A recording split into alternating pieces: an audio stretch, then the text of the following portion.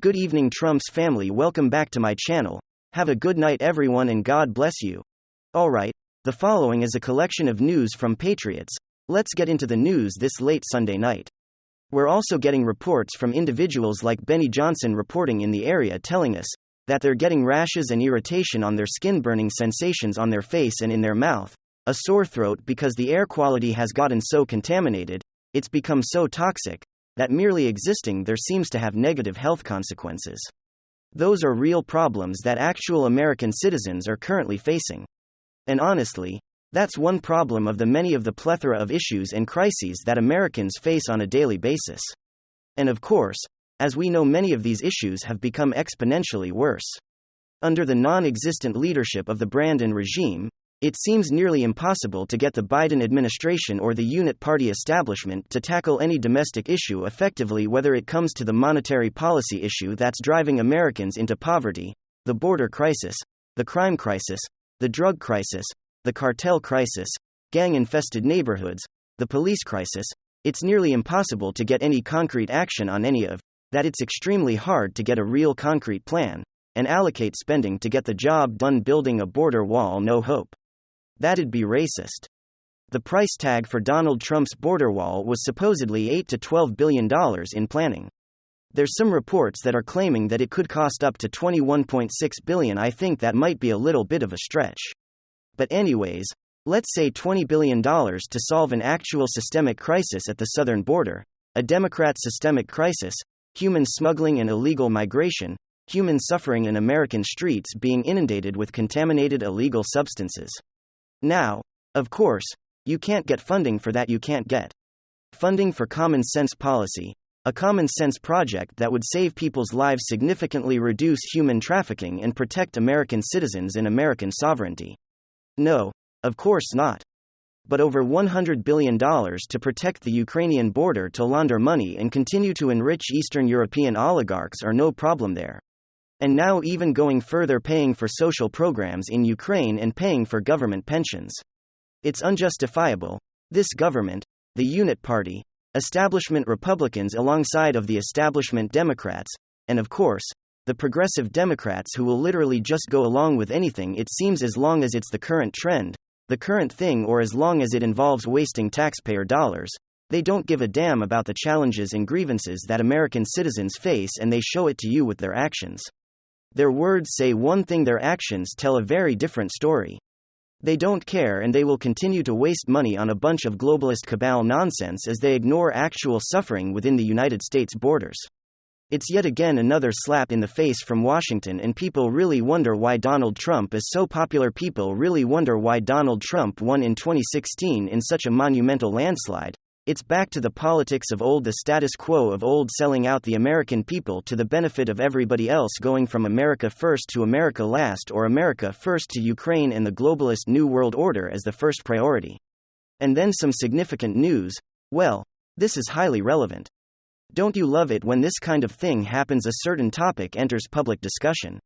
There's a lot of uproar from the left-boid gremlins all over Twitter calling for the cancellation of J.K. Rowling and the new Harry Potter video game Hogwarts Legacy over her supposedly transphobic stances and Twitter posts. And just maybe a week and a half to 2 weeks ago, we did a deep dive into J.K. Rowling's Twitter feed, going through a lot of her posts, and I tended to agree with what she was saying. Most of it was fact-based.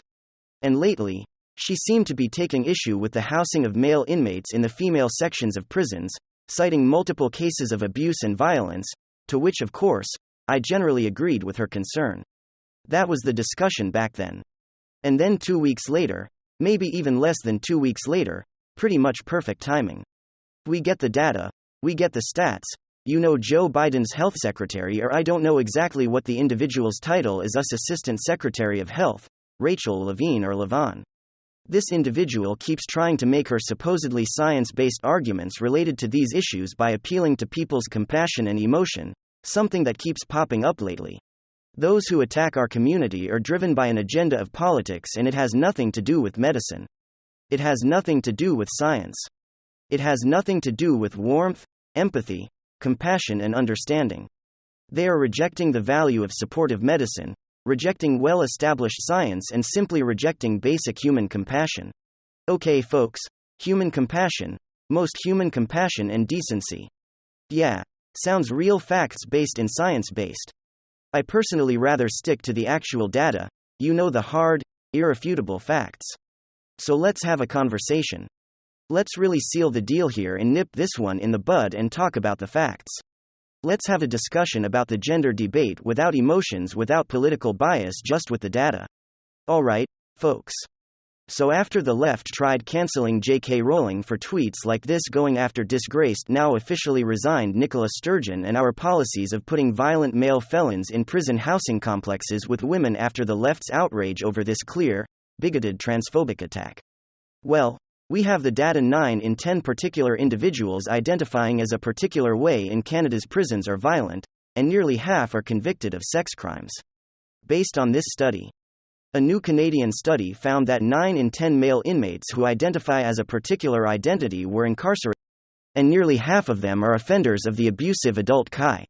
A recent study conducted by the Correctional Service of Canada, CSC, an examination of gender-diverse offenders, was surveyed 99 gender-diverse inmates between 2017 and 2020 found that of the 61 male inmates in the study who identified as a particular gender, or the opposing gender, probably a better way to describe it without flagging the algorithm or something other than male, 46% had committed particular adult offenses of the actual kind and 92% were incarcerated for violent crimes. The report found that 91.7% of male inmates who identified as the opposing sex who were surveyed were incarcerated for violent offenses, including 41.6% for homicide. By contrast, according to the Correctional Services of Canada's 2021 report, 25.8% of male inmates who identified as male were serving sentences for a violent offense, which includes homicide/manslaughter, attempted murder, aggravated assault, or other violent offenses.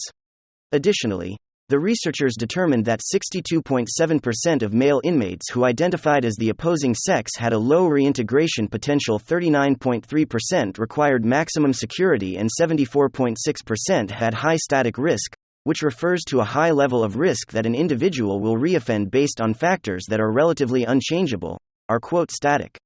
Here's the data breakdown in a chart for those of you guys who really want to take a look at the numbers. You can pause the video and look through it yourself. But it's pretty much conclusive. The study essentially proves and confirms that these individuals who are identifying as the opposing gender have a much higher proclivity for violence and the worst kind of bodily abuse of other individuals, and by a staggering amount, not by a small amount, by essentially double. It's just a basic fundamental psychological fact that there are differences between the genders. Well, this shows just how deeply rooted that really is and how far it goes. The idea that we should be housing extremely violent individuals, re-offenders, people who are viewed as static re-offenders, people who are essentially not going to be rehabilitated, will not be able to re-enter society, effective or safely, are not only much more prone to violence than female inmates. Not to mention the strength disparity. The idea that we should be housing those individuals with biological women in an enclosed environment is absolutely patently absurd. It makes no sense whatsoever. It's not only illogical, it's immoral. And frankly, it's evil. I mean, let's really put things into perspective. We all know what goes on in jails. We all know what goes on in prisons. Of course, prisons, a whole lot worse than jail. There's guards, but there's maybe one guard for every 100 inmates. There's cameras, but cameras don't capture every single angle of every single room.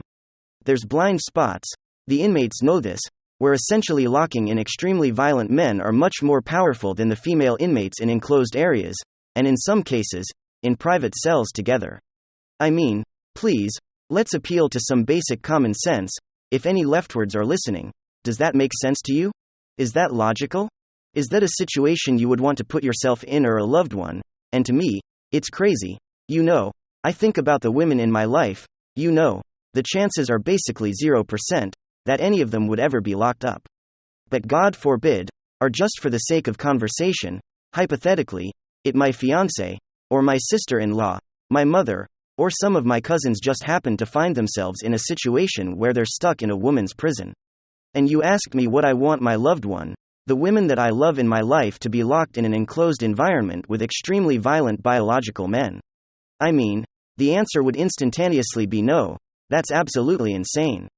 It's already bad enough that they're going to be surrounded by violent, aggressive criminal women, bringing in exponentially more violent and stronger biological males in that environment as a recipe for disaster. And clearly it has been. We have covered so many individual instances that keep piling up of terrible, terrible situations and events happening in these environments. And those are just the ones that make the mainstream headlines. How much are we not covering? How much are we just generally unaware of?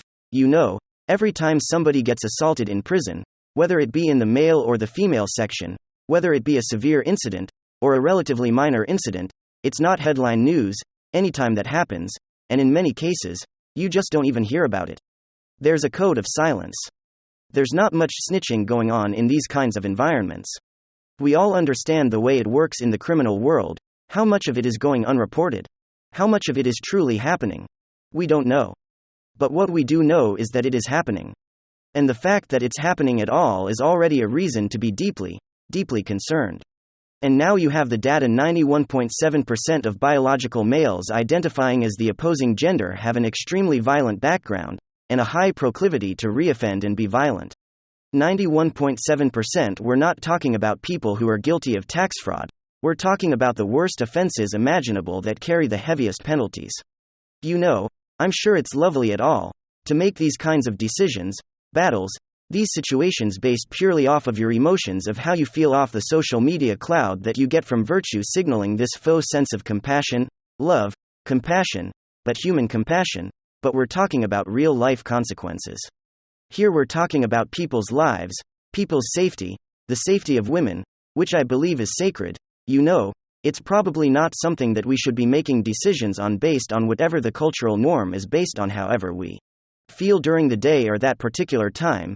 It's probably a situation where we should be looking at the cold hard facts, the actual data, and making a proper decision that protects women, protects individuals, and simply does the right thing based on common sense, not emotion. Once again, we have the data, the science is unequivocal. It's undeniable, and this is the second time in this particular debate where the data absolutely debunks, demolishes whatever the leftist narrative is. Remember this piece from the Daily Mail that we covered just a couple of weeks ago? Actually, I think at this point is probably a month or two ago. The hidden dangers of gender-affirming care. 55% of individuals who had bottom surgery are in so much pain they need medical care years later, according to study of dozens of cases, and up to a third struggled to use the toilet or engage in intimacy. Let's remove emotions for a second. Let's think with our brains and analyze the data, because the data is telling us something very clear here. It's time to do the right thing and protect individuals. Thanks for being here, folks. Big hug. Ciao. Goodbye. God bless. We'll see you in the next one. Remember, where we go, one